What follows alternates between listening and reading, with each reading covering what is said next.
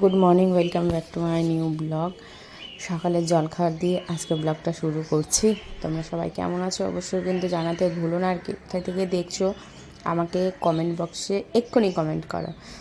এদিকে ডিম আর দুধটা একসাথে ফেটিয়ে নিয়েছি, করব ডিম টোস্ট। একটু নরম হয়, খেতেও ভালো লাগে। তোমরা চাইলে মিষ্টি করতে পারো, আমি মিষ্টি করিনি।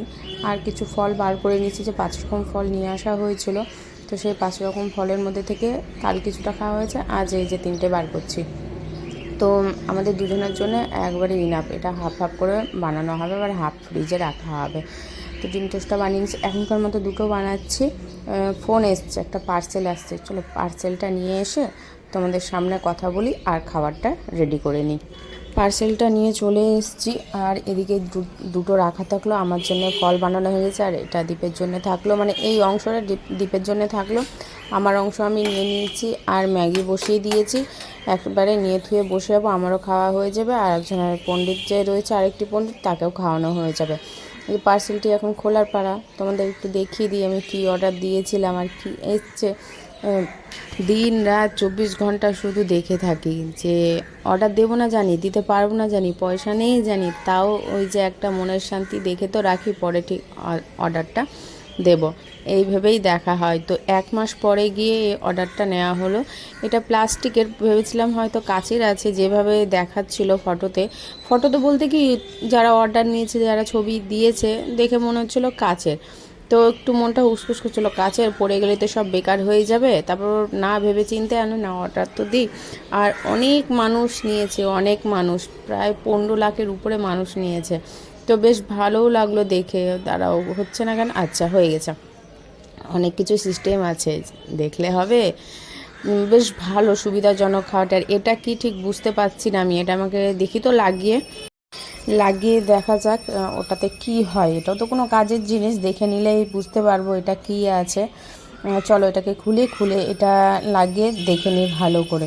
আর বলছি কি, এটা আনলাম যে ছোট্ট হ্যান্ড ব্লেন্ডার বলতে পারো, অনেক কিছুই কাজে দিবে। শাক, পেঁয়াজ, যেমন ওই মুরগির মাংস নিয়ে আসে, একটু কিমার জন্য আমাকে শিলনোড়া নামাতে হয়, বা মিক্সিতে আমার তো হয় না ঠিকঠাকভাবে, তাও মিক্সির একটা ভরসাতে থাকে, হালকা পাতলা হয়।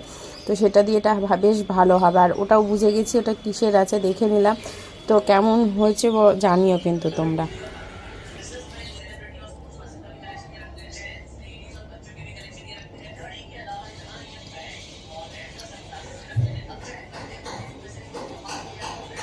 হ্যাঁ,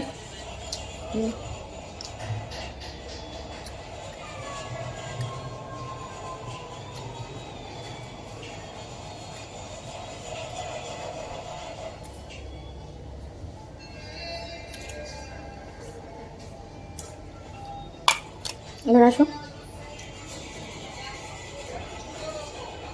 ওদের মুখ নাহলে হবে না, এখানে আসো।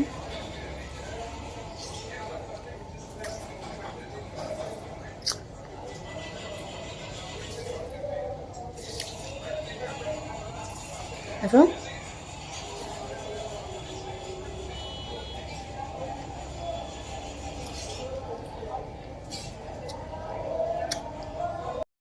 বিছানায় এখন ঝাড়লাম, সকালবেলাতে বিছানা এই মনে হালকা করে ঝেড়ে বাসি ঘর ঝাড় দিয়ে মুছে একবারে পুরো ফ্রেশ হয়ে গেছিলাম। এখন বাজে এই যে 3:10ই ধরো। আর এদিকে ভাত হচ্ছে, আর কিছু মাংস রাখা ছিল, একদম খেয়াল নেই আমার যে মাংস আছে, মানে কী রাখা আছে ডিপ ফ্রিজের নিচে। দেখি যে কটা মাংস আছে, তো দেখি কড়াইয়ে দিয়ে নাড়াচাড়া করবো না, একটু তোমার প্রেশার কুকারে দিয়ে নাড়াচাড়া করব। আর গরম না পড়তে, এত গরম থাকা যাচ্ছে না বন্ধুরা, তোমাদেরকে কি বলবো, এত পরিমাণে গরম পড়েছে ধারণার বাইরে, মানে এক ফোঁটা থাকা যাচ্ছে না। তখন সব ঝেড়ে মুছে উঠিয়ে নিই, কারণ বিছানা ঝাড়লাম তো একটু ধুলো হবেই। এই ধার দিয়ে, জানলা দিয়ে, আর এগুলোতে ধুলো, দেখো ধুলো দেখলে বুঝতে পারবে, এই যে ধুলো, এই যে তো এগুলো এখন একটু ঝেড়ে নিয়েছে, দেখো। এগুলো স্নান করে উঠে ভালো লাগে না, কিন্তু কিছু করার নেই, করতেই হবে, নাহলে এই সমস্ত ধুলোগুলো আমার নিজের গায়ে এসেই পড়বে। আর এই যে পণ্ডিত আছে, এই ধুলো থেকে তোকে আরও দূরে রাখতে হয়। ভাতটা ফুটছে, দিকে ফুটুক, আর একটা কাপড় দিয়ে ফট করে তড়িঘড়ি করে না একটু ঝেড়ে মুছে উঠে যায়।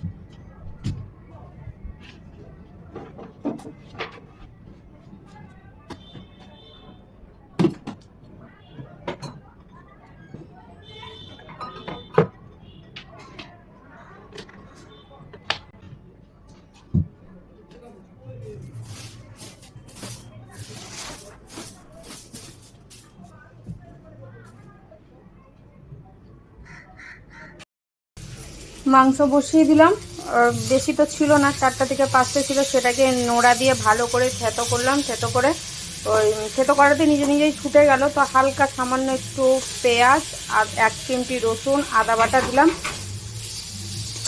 তো এটা দিয়ে এটা নাড়াচাড়া করে নিচ্ছি।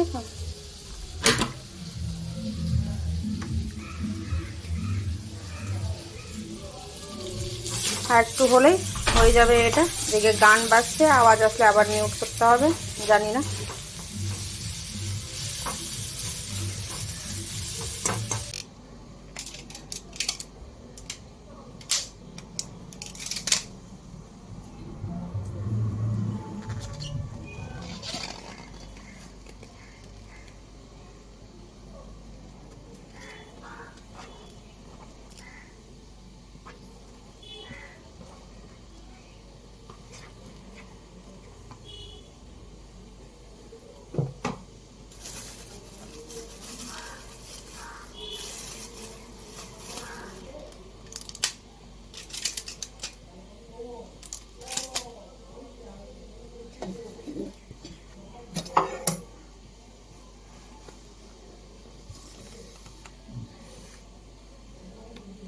তুই আমাদের খাওয়ার আশায় বসে আছিস যে আমরা কি খাবো, তারপর তুই খাবি না? খাওয়া হয়ে গেল কোনটা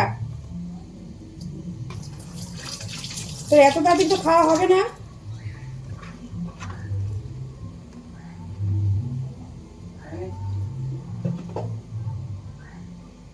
আমাদের খাবার আশায় বসে আছে, এখন এখান থেকে একটু জাস্ট এইভাবে ছিটাবো, ওম নমো করব, খেয়ে নিবে।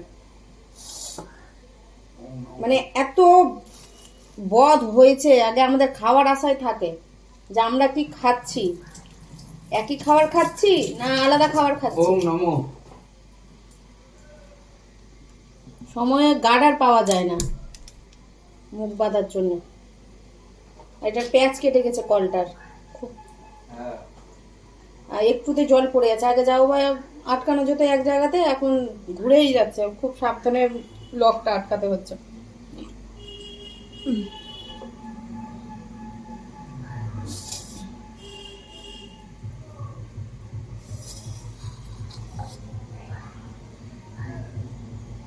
খেয়ে নি এখন খাওয়ার।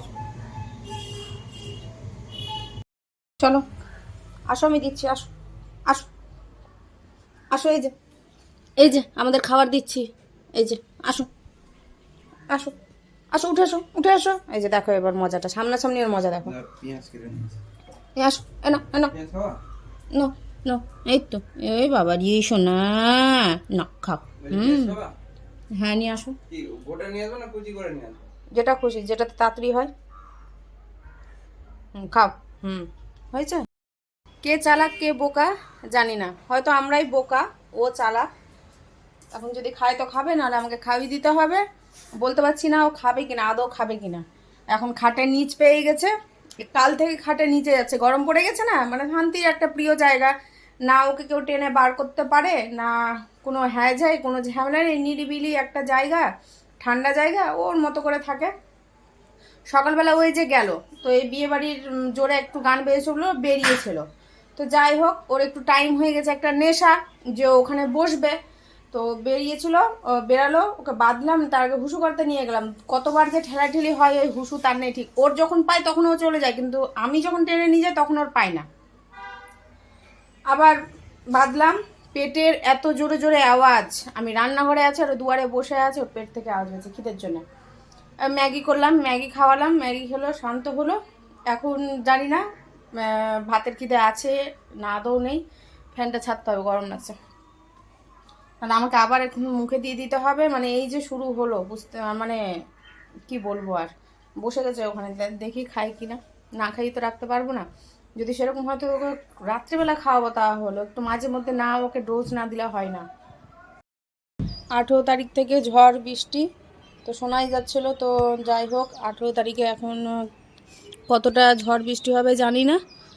আজকে তো 19 তারিখ, মেঘ উঠেছে, এখন বাজে 4টে, ঝড় এখনো পর্যন্ত উঠেনি। বৃষ্টি হলে হয়তো হতে পারে বা সরেও যেতে পারে, জানি না। পুরো কালো হয়ে এসছে, এখন কত দূর কী হয় দেখা যাক। এই বিয়ে বাড়িটার মজাটাই নষ্ট হয়ে যাবে এদের। যার বিয়ে তার হোস নেই, পাড়া প্রতিবেশীর ঘুম নেই, হয়েছে আমার অবস্থা। যাকে চিনি না জানি না, তার বিয়ের চিন্তা আমার লেগে গেছে, যে বিয়ের মজাটাই নষ্ট হয়ে যাবে বলে। এই যে একজন